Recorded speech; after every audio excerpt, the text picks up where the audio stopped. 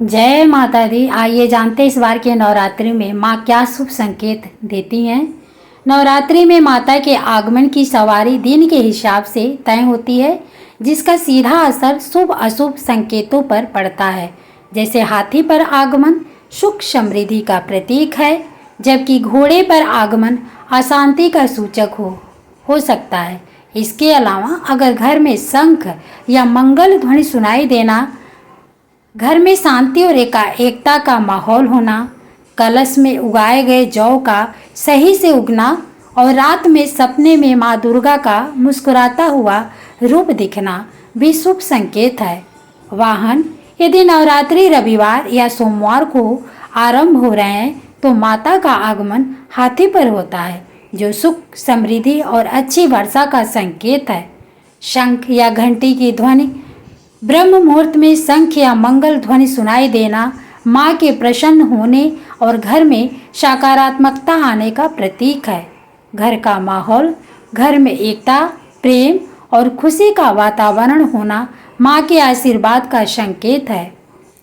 जयंती, जौ का उगना, कलश स्थापना में उगाए गए जौ में अगर एक दो सफ़ेद जौ सही से उग जाए तो यह भी माँ के प्रसन्न होने का संकेत है।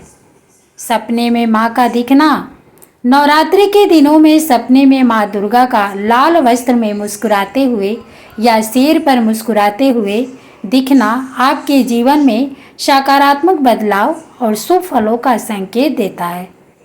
अशुभ संकेत, वाहन, यदि नवरात्रि शनिवार या मंगलवार को शुरू होते हैं तो माता का आगमन घोड़े पर होता है, जो अशांति, युद्ध या प्राकृतिक आपदाओं का सूचक माना जाता है।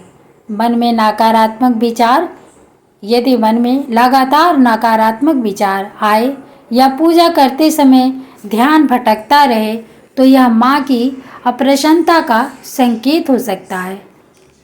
अशुभ सपने, यदि सपने में माँ दुर्गा क्रोधित या रुष्ट दिखें तो यह अप्रसन्नता का संकेत हो सकता है, इसलिए ऐसे सपनों पर ध्यान देना चाहिए।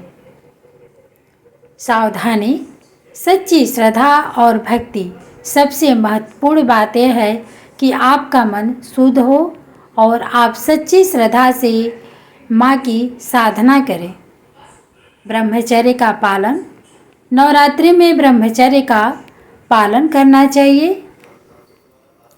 वर्जित भोजन का त्याग, लहसुन, प्याज, मांस और शराब का सेवन नहीं करना चाहिए, क्योंकि इससे माँ नाराज हो सकती हैं। नाखून न काटे, नवरात्रि के दौरान नाखून न काटना भी एक शुभ कार्य माना जाता है, जबकि इसके विपरीत कार्य अशुभ संकेत हो सकते हैं। जय माता दी। वीडियो अच्छी लगे तो लाइक करें और दूसरों को भी शेयर करें।